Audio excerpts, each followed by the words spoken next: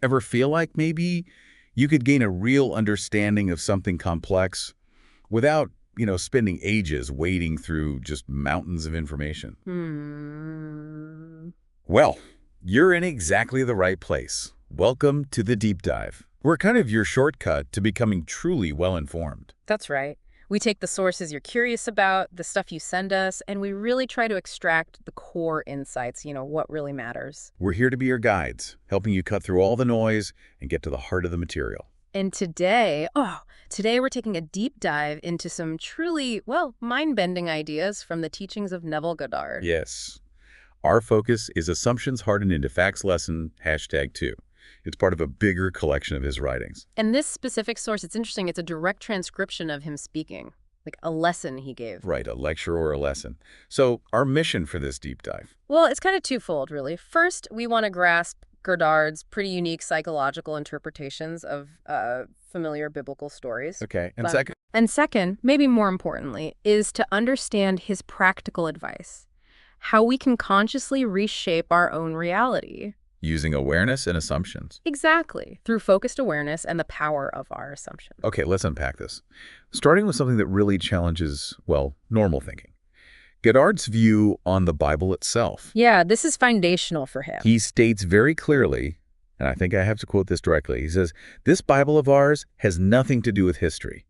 The Bible has no reference at all to people or to events as you have been taught to believe. Wow. That's a pretty radical starting point, isn't it? It really is. Yeah.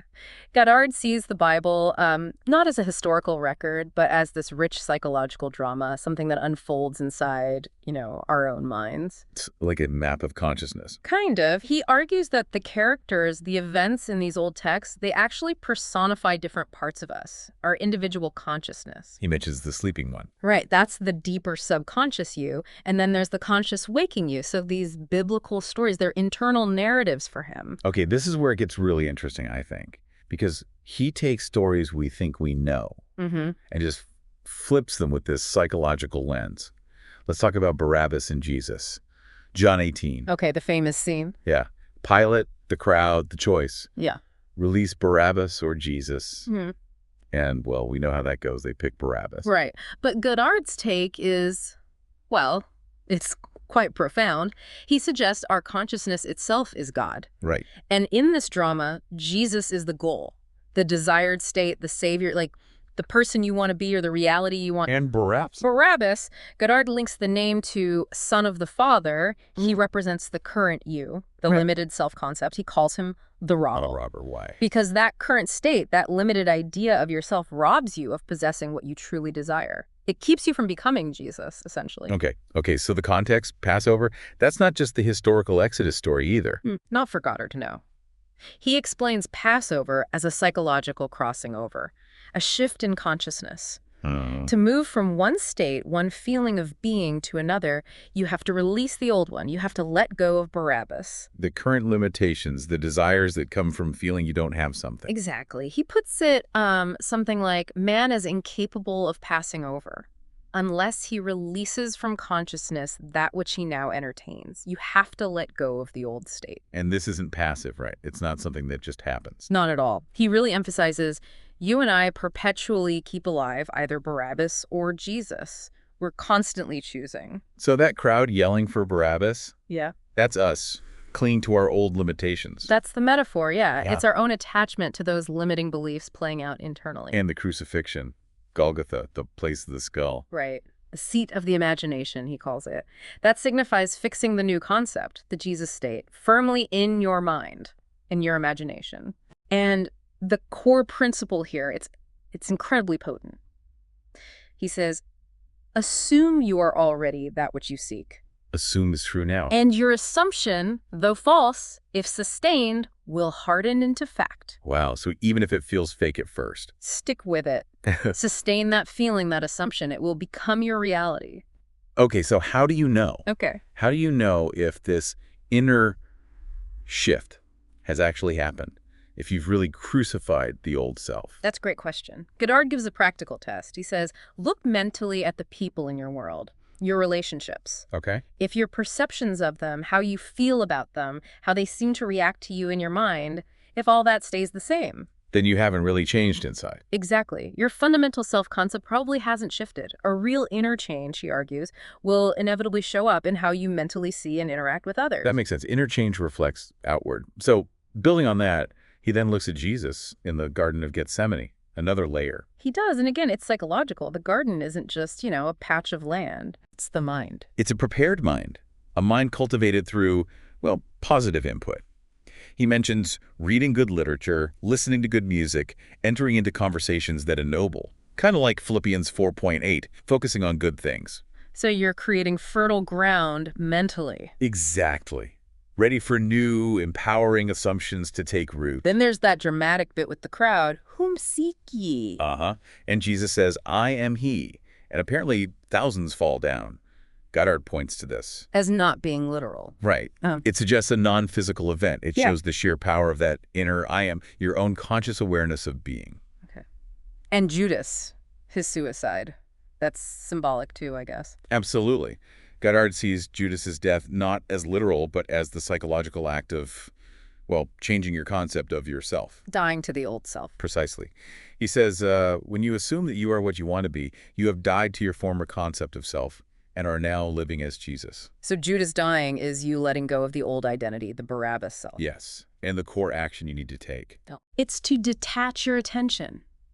Pull your focus away from that old limiting self-concept. And put it where? And consciously refocus all your mental energy you're feeling onto the new desired state. You start living from there in your imagination. Okay.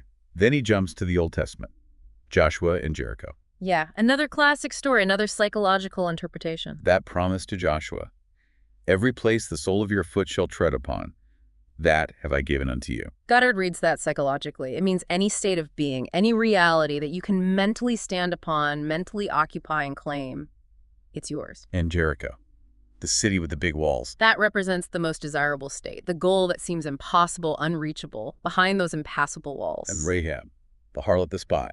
She's a key figure. What's her role? A fascinating interpretation here. Rahab, he connects her name to the spirit of the Father, which means like your basic awareness of being aware, your I amness, especially your capacity to feel. Okay, so the spy part. That represents the secret mental journey. Going into the desired state in your imagination, dwelling on it secretly, unseen by the outside world. And the harlot part. That sounds tricky. He interprets harlot as the ability to just take on, to appropriate any state you desire without questioning how, without needing the logical steps or permission. You just claim it emotionally. Wow. Okay, so the walls falling down. How does that happen psychologically? The walls crumble, Goddard says, when you reach 7. 7. What's 7? He equates it with a state of complete stillness, mental rest, Sabbath. It's an unwavering conviction that your desired state is already real. Like you've arrived. Exactly. He says, when I can assume the feeling of my wish fulfilled and go to sleep unconcerned, undisturbed, I am at rest mentally. And when I reach that point, the walls crumble. So it's not about forcing the walls down. It's about reaching a state within where they just don't matter anymore. Precisely. It's about being totally held by the idea, completely possessed by the feeling of the wish fulfilled, rather than just trying hard to hold the idea intellectually. And this links to his idea that creation is finished. Yes. He argues everything already exists. Transformation isn't creating something new. It's just mentally appropriating what's already there, choosing a different state. Okay, shifting gears again. He talks about the tabernacle in the book of Numbers, more symbolism. Definitely. He equates the tabernacle directly with us, with man. Like you are the temple of God. Yeah, exactly that. He points out its features: elongated, movable, covered with skin. Sounds like us, right? Yeah, it does. And the cloud around it. The cloud is a garment of your consciousness. He even suggests it can sometimes appear in meditation, like as pulsating golden rings, a sign of heightened awareness. Okay. And the instruction, tarry until the cloud ascended.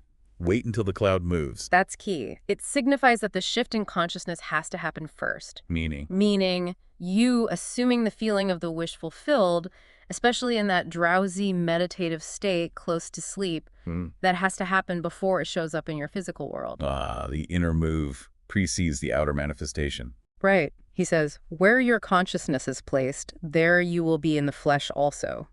Your physical reality follows your conscious focus. And that state near sleep is important. Hugely important. He references Job, talking about God speaking to man in a dream, in a vision of the night, when deep sleep falleth upon men. So that drowsy state is like prime time for impressing the subconscious. That's exactly it. He says, the sensation which dominates the mind of man as he falls asleep, though false, will harden into fact. What you feel is real just before sleep is incredibly powerful. He shares personal stories about this, right? Yeah. Like manifesting trips. Yeah, he talks about vividly imagining himself in Barbados or New York, feeling the reality of it just before falling asleep in his hotel room somewhere else. And then events unfolded to take him there. But he warns about it too. Don't treat it lightly. Yes, there's a caution. He calls it a controlled waking dream. You're deliberately creating this intense imaginative experience, feeling it's real now, right before sleep. It underscores the creative power you're wielding. Which leads into something he calls the law of reverse effort. Sounds contradictory. It does, doesn't it? But the idea is assuming the feeling should be done with minimum effort, effortlessly. Not straining. Exactly. If you try to force it, compel it with willpower, you often get the opposite result. It pushes it away. Why is that? He points back to Genesis creation happened while Adam slept. It highlights the power of a relaxed, receptive state. It's about imagination, not force. So releasing Barabbas and becoming Jesus. Yeah. You don't will it. No. He says, you imagine that you are it. It's an imaginative act, a feeling, not a forceful effort. Okay, so practically speaking, how does he break down the technique? Prayer, or assumption as he calls it. It's pretty straightforward, actually. First, know exactly what you want. Be specific. Clarity is key. Definitely. Second, construct a single short event in your mind, something that implies your wish is already fulfilled. Like hearing congratulations or shaking someone's hand. Perfect examples. Something simple that means it's done. Third, immerse yourself in that imaginary act. Loop it. Feel it until it feels totally real, until it has the tones of reality. And he offers an alternative, too. Yeah, if a full scene is tricky, condense the feeling into a short phrase like, isn't it wonderful? Or just, thank you, or it is finished. And repeat that. Repeat it like a lullaby, gently, as you're drifting off into that drowsy, sleepy state. The whole point is to lift the cloud. And to that receptive state. And assume the feeling, the sensation of the wish fulfilled. He also mentions some, unusual side effects or phenomena that might happen. He does, sort of like markers that you're entering that state or succeeding. Things like dry hands and mouth. Okay. He also mentions, interestingly, increased kidney activity when you wake up. He notes it as an observation, not really analyzed scientifically. Huh. Anything else? Sometimes seeing a lovely liquid blue light, he calls it. Or seeing spots before the eyes, not liver spots, he clarifies, but maybe, he speculates, objectified bloodstream, or just signs of expanding awareness. So nothing to worry about if that happens. He frames them as normal, natural things that can occur during this kind of deep mental discipline. Right. And finally, circling back to the garden idea. Yeah. Cultivating the Garden of Gethsemane. How do we do that day to day? It really comes down to mental discipline, observing your thoughts, actively choosing not to entertain negativity or unlovely ideas, whether from inside or outside. Tuning out the bad news, maybe. Or just refusing to dwell on it, yeah. Instead, focus your attention on positive visions, what he calls the perfect virgin, rather than dwelling on lack or fear, the foolish virgin. Listen to things, think about things that genuinely bring you joy and feel uplifting. Nurturing that inner landscape. That's the essence of it, creating an inner environment that supports the reality you want to experience. Okay, so bringing this all together, Goddard is basically saying the Bible is like a user's manual for our own psychology. In a way, yes. A guide to understanding our inner world. And the main takeaway is this incredible power we have to consciously assume we are what we want to be. Especially using that state near sleep. As the way to release those old limits, the Barabbas, and step into our desired state, the Jesus. And consistent mental focus, cultivating that positive inner world, that garden, is absolutely crucial. It's not a one-off trick. Right. It's a discipline. Exactly. And these aren't just abstract ideas. He offers real, tangible techniques, things that you, listening right now, can actually start experimenting with. Tonight, even. It really does give you something to think about, doesn't it? Maybe consider just for a moment one area in your life where you feel stuck, limited. What Barabbas, what limiting idea about yourself might you be holding on to without even realizing it? And then what's the Jesus? What's the desired state, the feeling of fulfillment you truly want? Could you start to vividly imagine being that, feeling that, as you drift off to sleep tonight? It's a powerful question. Because the potential for that kind of deep conscious change, Goddard argues it's right there, inside every single one of us.